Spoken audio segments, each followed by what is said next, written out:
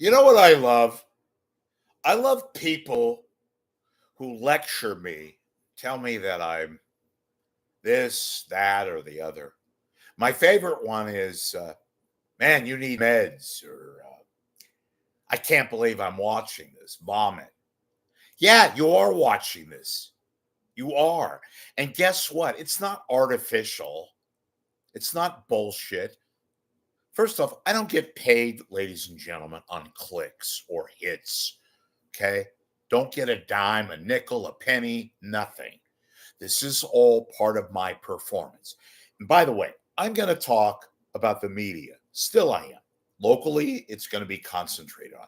But I'm going to start being like you. I'm going to be a consumer. I'm going to watch. I'm going to observe and watch. I'm going to comment, whether it's local or national or international. And I'm going to talk about anything and everything.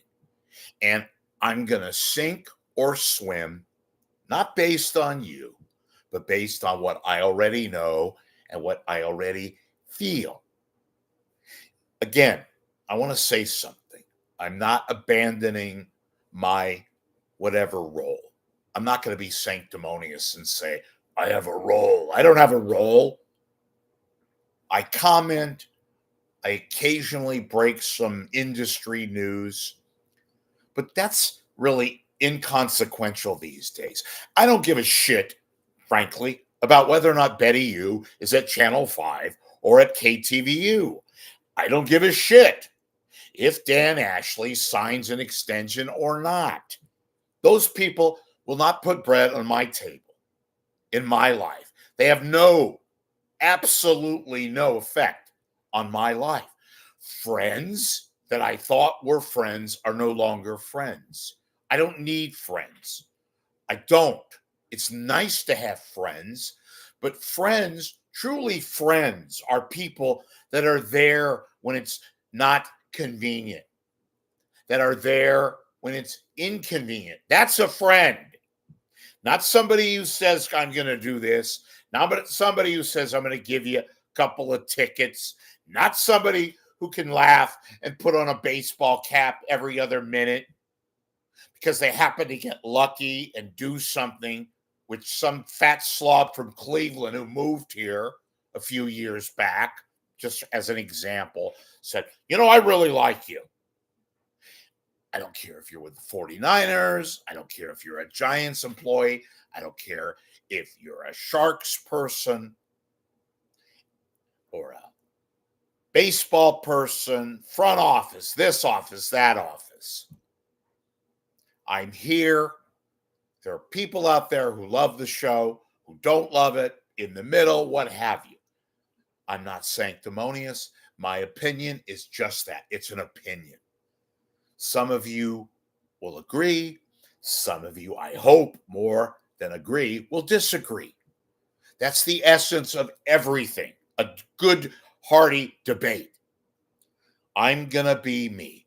I'm going to talk about things as if I were you, which I essentially am. I am a connoisseur. I am a fan of irreverent discussion and subject matter. I'm sick of the Bay Area. I love the geography. I don't really like the people. Some of you said, we don't really like you. Wonderful. That's the whole purpose.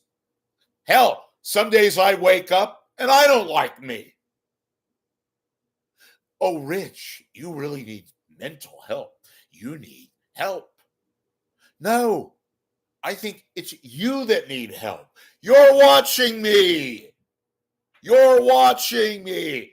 You want to equivocate help? This is not a train wreck. This is not something which I'm going to create artificial noise in order to attract people. Frankly, you know what I want? If I could make myself very clear, I want people who are fed up with everything, fed up with the system, our political system, our culture, everything. Very similar to what I described in an earlier broadcast. We have basically sunk into the abyss. I am on edge, not literally, figuratively. I am so sick of the culture, the people, these numbskills, these bimbobs who got lucky and are in front of a camera, whether at a desk in the field, which they don't know, which they have no knowledge of the geography. Oh my God, I work for Channel 2. Oh, honey, I work. Yeah, you work for Channel 2. Good for you. That's why everybody in the fucking world is getting out of the business so they become a spokesman for the fire department or the police department or the water and utility people. That's how wonderful television is these days. And boy, that pay is wonderful too. I am so sick and tired of these morons, of these putzes, these schmucks who claim that they have a monopoly on what's good and what's bad, and wisdom, and purity, and relevancy. And some of these people, they're cowards. They sit there and they type their little fucking messages to me. Oh, you're angry. No, I'm not angry. I'm performing for the camera. I'm angry. You know what anger is? Anger is when you get screwed by your insurance company, or you're watching a documentary, a really good documentary, and there's a fucking commercial. That's anger. That's fit for being angry, not looking at a goddamn spectacle of that much of a sliver of content on YouTube. Angry. And what have we become lately? Friends. Friendship. There's nothing like genuine friendship anymore. There's people out there who think their shit doesn't stink. There's people out there who believe that they are the sanctity of whatever they claim to be the sanctity of. They're all bullshit too, with their stupid little subjects, whether it's sports, whether it's culture, whether it's going on Channel 9 to do Check Please, which is all artificial bullshit. Geez, let's have a representation of the culture. Check Please. We'll have a black man. We'll have an Asian woman. We'll have a gay man. And we'll have a woman who kind of looks like she's, I don't know, wearing glasses. Maybe has a job, works at a doctor's office in Walnut Creek. So we can heighten up all of our, our mandatory kind of demos. We can't, God forbid, put 4 people on who have restaurant taste or don't, who go to a various restaurant and taste whether or not the clam chowder is good. We have to have a gay man or a black man or an Asian woman or a white woman with spectacles on from Walnut Creek or Dublin talk about her lovely soup or her not good soup or her tuna sandwich that was kind of rough. Yeah, Check Please. Just what I want to watch. I'm sure it's very cross-representative of all of our peoples. I am so sick and tired of all this bullshit. We must have a white woman at the news desk next to an Asian man, or an Asian man and a woman. Perhaps not a white man doing the weather, but a black man doing the weather, or a black man doing the news. Or let's do this. Let's put a guy or a very young gal doing consumer reporting. Oh, but you can't be 4 white people. You can't be a woman and a man. I'm fed up. It's old. It's so contrived. It is fucking manufactured bullshit. I'm so sick of it. Everybody, you're sick of it too. You can't say anything. Folks, this just in. Rich is not interested in news jobs. Rich had his day in the sun years ago. Got a job real early in life at a major radio station. Did all these things and is now commenting, being a verbal illustrator on YouTube, and to say pretty much what you can't say, certainly what the mainstream schmucks can't say. I often complain about the fact that we have no talk radio here. We don't. Or we have bullshit, basically non-sports talk radio here. We do not. We have artificial people and artificial branding and idiots and yahoos and little fucking schmucks like Adam Kopikopes Copeland, who stepped down from his management job so he can concentrate on his show. Who the fuck listens to Adam Kopikopes or Tom Tolbert or Brian? I'm a fucking fake. Let's do ads for housing projects in the Central Valley. We'll meet at the boathouse. Yeah, please go there. Brian, Adam, what a bunch of fakes. This is what we've become. Manufactured assholes taking part in this non-illustrious play that is chock full of phoniness, disingenuousness, filling all of the above. We got these fuckers on YouTube sitting on their toilets doing number twos, and maybe they'll get 500 clicks, because that's what the world is today. Clicks and hits, and I got a click. I don't get paid on clicks, folks. I've said that numerous times. But those of you tuning in because you heard about this very wholesome figure out of the Bay Area, I don't get paid on clicks. And I'm not getting angry to get angry. I'm showing emotion based on very evident things that we have become attuned to. And we sit there and I don't know what the hell it is, but we put up with this shit. I'm going to continue to talk about the news. Occasionally, I will even break stories. Not that they're worth breaking stories. And again, I don't care the future of Betty Yu. I'm glad that she's apparently recovered from her sickness, which was so horrible that she negotiated with KTVU. I will talk about that. I will also give commentary. I will also give you some entertainment. Maybe I'll analyze certain trends or talk about political figures, even though they're a bore and a pain in the ass themselves. But this is all based on this, from the heart, the little heart that I have left. You want angry? It's the old lady who has to pay double for her prescription pills, who doesn't have the safeguard. That's angry. Yet they don't get angry. They've lived life. They can only just do what they do. That's anger. You want non-cowardice. You want braveness.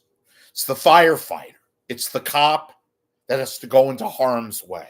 And yes, I am getting overly philosophical, something that you probably don't hear much of on these little YouTube shows. But everything, folks, has some common denominator, right? So don't analyze me. Don't come here and make comments saying, you need mental help, you need help. Have you had your meds today? And I know many of you, you're just fucking around and all that. I get all that, and that's fine.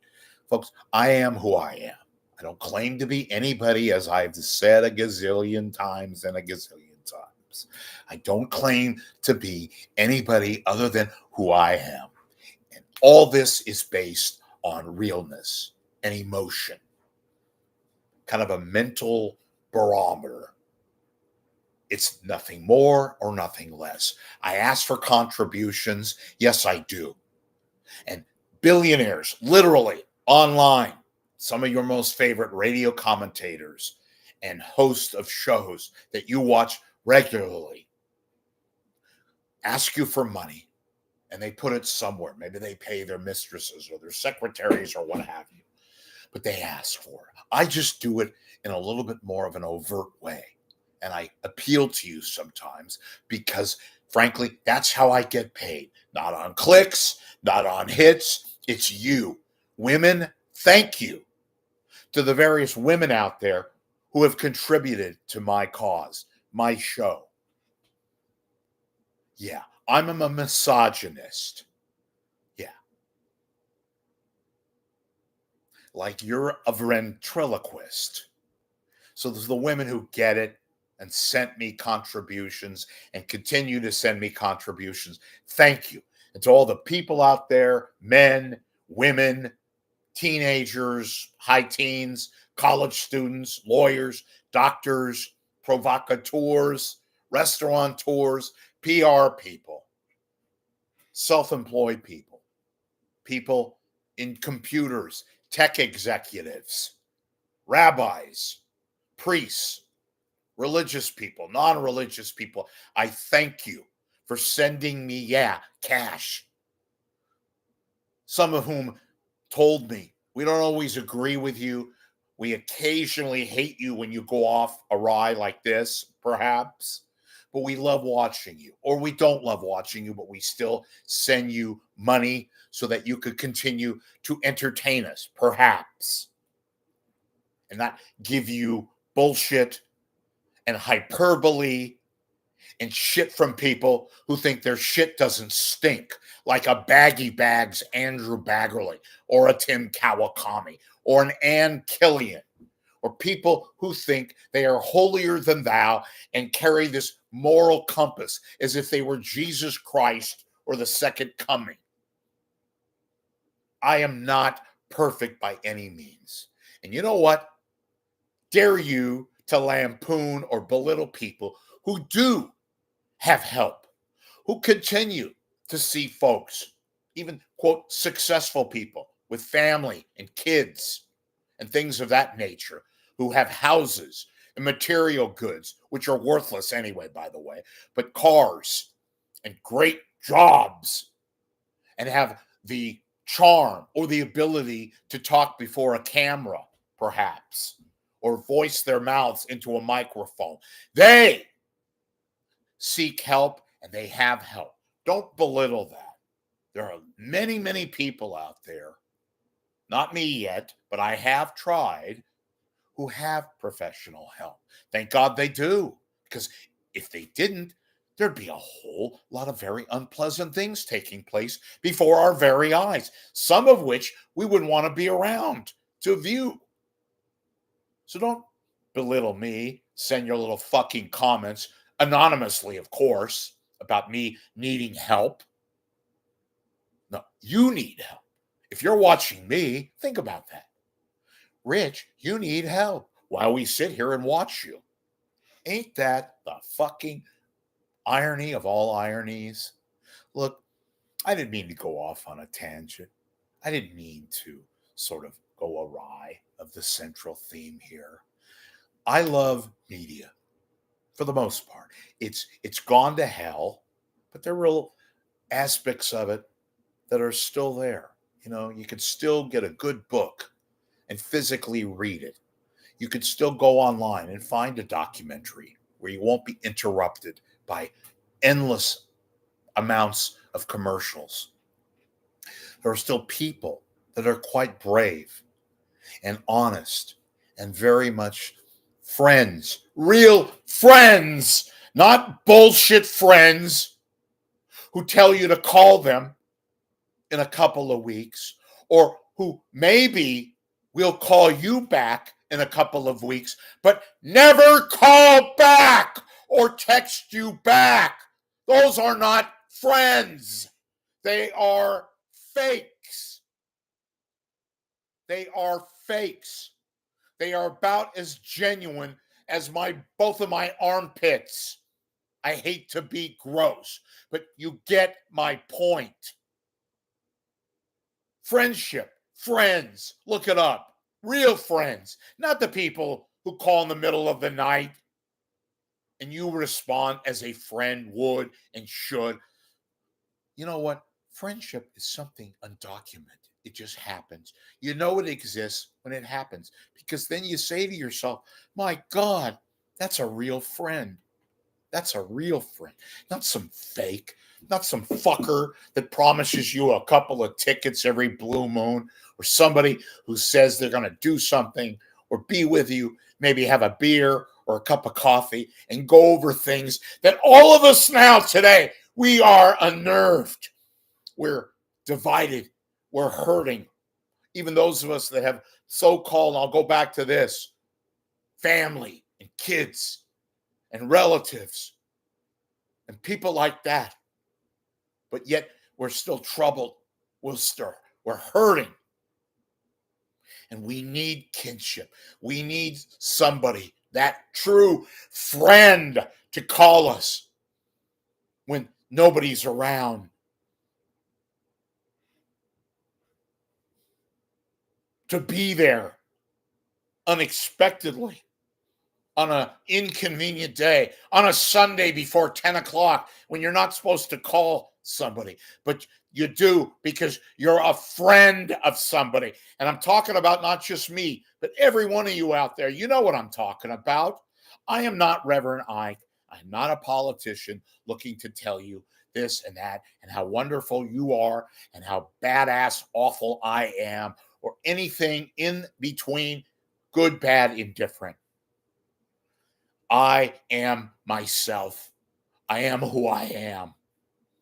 And you know what? I have tons of flaws. I've said this before, but you know what? I discovered something about myself. My good things, I'm pretty consistent on. My bad things, I'm all over the map. I couldn't learn early in my life. Damn me. About a couple of months ago, I talked to you about this girl that I call her a girl. I met her about 20 years ago, around 2004. I did this little ad on Craigslist. I put this kind of humorous little thing in when they had personals on Craigslist. And I got this response from this woman. And, I was about, 35. She was, probably around 24. Good job, cool. Chain smoked cigarettes, really cute. We went out. She thought I was funny. And I thought she was cute, that kind of Midwest look, right? I loved her to death. She invited me over to her really nice place where she lived in Walnut Creek at the time. Now she's happily married. I think she lives somewhere down south San Diego. But you know what she told me? She said, "Rich, you're so cool." And I said, "What do you mean I'm so cool?" How can I put this? She says, why are you so suspicious? I said, because you're with me. You're with me. That's why I'm suspicious, Kelly. And you know what? I fucked this up so badly. I could have married her, I think. And I blew it. That's real life. That's anger and disappointment and heartache. When you lose a loved one, maybe. When you meet somebody, and it could be a guy like me, meeting somebody who came into my life just so out of the blue. It was so wonderful, so good, so gracious, so understanding, so helpful, so loving and cool. I fucked it up. I was drinking at the time and I was having massive problems. My point is, I blew it and she went away. Probably the best thing that could have happened under circumstances. I wasn't ready either, and I blew it. And 20 years later, I'm still kvetching over it. That's when you get upset and sad. If you lose a loved one, a mother, a father, when you don't have family. All this other shit is superfluous. It doesn't mean jack. If you go on a radio station and talk about how wonderful the Giants are or how fucked up they are, and you claim to be some sanctity of great life and a virtue on what's right and what's wrong, nobody gives a shit about that. Or whether or not in the morning you wake up, which is always a good thing to do, by the way, to wake up in the morning. and to talk about what's right and what's wrong. Nobody has any goddamn clue or monopoly on that. We live our lives, we go about our business, and we hope to hell that we can support ourselves, our families if we have some. I, ladies and gentlemen, will continue, God willing, health, contributions. This is not a pledge break. This is me just talking to you rather off the top of my head on a mundane June 1st, a Saturday. I look a little scraggly because I'm trying to maybe inject a kind of a bullshit image. I don't know if this is going to work. I think it kind of looks shitty, but whatever. And, the media is not everything. Politics is not everything. You know what's everything? Getting out and breathing and walking and smelling the grass and looking up into the sky and not getting hit by a falling door from a fucking airline or whatever. And just enjoying life and not let any of the other bullshit or artificiality or fakeness or manufactured crap that a lot of these players, these performers do, that they should feel good about themselves for doing, when in fact they should be lucky to the 20,000th power that they have someone who gave them a shot, that they can pontificate about bullshit, about them being a little league coach and talking about their kids, or telling us how to lead our lives, or trying to inject what they regard as humor into our lives when we know we sit there and we predominantly don't laugh. We chuckle. They're background music. That's all they are. They're shit that you hear. They're even not as sufficient as elevator music, but yet we have them on for a reason. It's not the main reason. I am not angry. I'm giving you a somewhat of an electronic sermon. Be happy for what you have. Be thrilled. Be sad sometimes when it is apparent that you should be sad and you're not different than anybody else like myself.